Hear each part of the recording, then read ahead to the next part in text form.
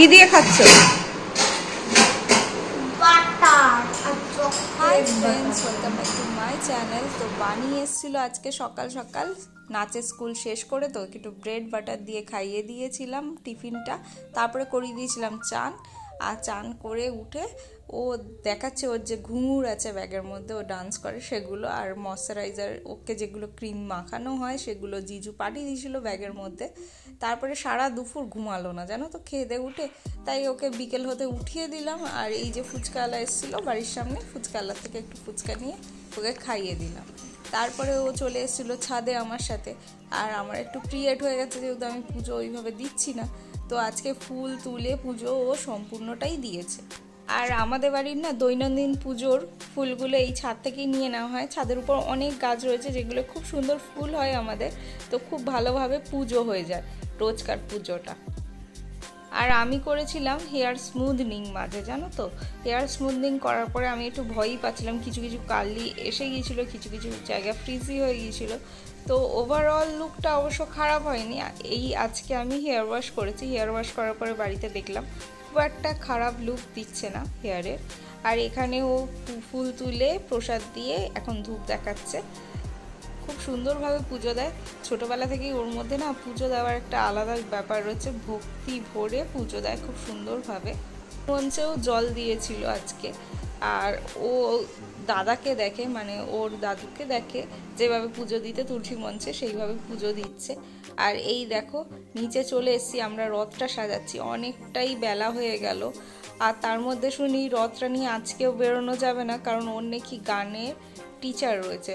তাই বিকেলবেলা জিজু এসে গেল হঠাৎ করে ওকে নিতে, সেটা আমি জানতাম না। ও তো একটু কানাকাটি করে নিল যাবে না বলে।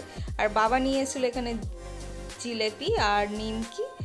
আগের দিন পাঁপড় হয়েছিল যেহেতু, আজকে নিমকি খাওয়া হবে। আর এখানে ও পুরো রথ সাজিয়ে ফেলেছে, তো আমি একটু একটু হেল্প করে দিয়েছিলাম যেটুকু পারি। আর এখানে জিজু, বানি, বাবা সবাই মিলে রথ টেনেছিল। আর ওর তো এবার যাওয়ার টাইম হয়ে যাচ্ছে, ওর মনটা খারাপ হয়ে গিয়েছিল। যাই হোক, জিজু ওকে নিয়ে চলে গেল, ওর গানের টিচার আসবে, পরে তবলার এক্সামও আছে। আর আমাদের বাড়ির সামনে এখানে না ইস্কন মন্দির রয়েছে, ইস্কন মন্দিরে জগন্নাথ, বলরাম, সুভদ্রাকে খুব সুন্দরভাবে সাজানো হয়েছিল। এখানে নাম গান হয়, ফাংশন মতন হয়, গান নাচ সব রকম হয়, ভগবানের কথা বলা হয়। আর এখানে প্রসাদেরও ব্যবস্থা করা হয়, দুপুরবেলা করে সবাইকে প্রসাদ বিতরণ করা হয়। আর হাঁড়িতে করেও প্রসাদ নেওয়া যায়, মানে খিচুড়ি প্রসাদ। আমরা একদিন এনেছিলাম খিচুড়ি প্রসাদ, আর তার সঙ্গে আলুর দম। আর ভোগের টেস্টটা না ঘরে এমনি বানানো খাবারের থেকে অনেক বেশি হয়, যেটা খিচুড়িটা খুবই সুন্দর লাগছিল আমার খেতে। আর এখানে বসছিল একটা বুক স্টল মতন, যেখানে বই ঠই বিক্রি হচ্ছিল।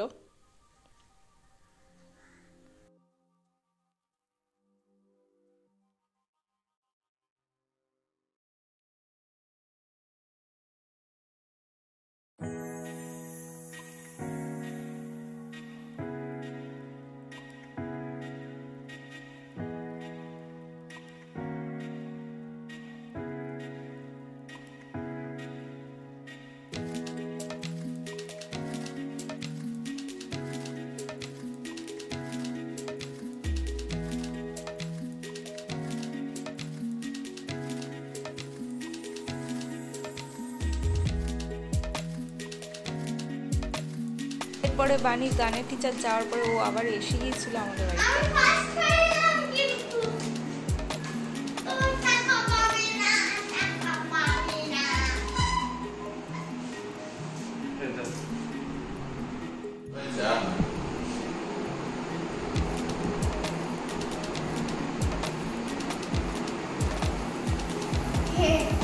আমাকে না,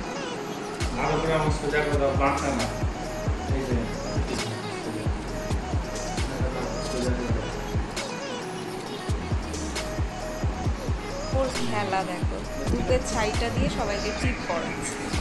যাই হোক, আজকে উল্টো রথ এইভাবেই কাটলো। আশা করি নেক্সট ইয়ার ওকে নিয়ে বেরোনো যাবে রথে। দেখা হবে নেক্সট ব্লগে।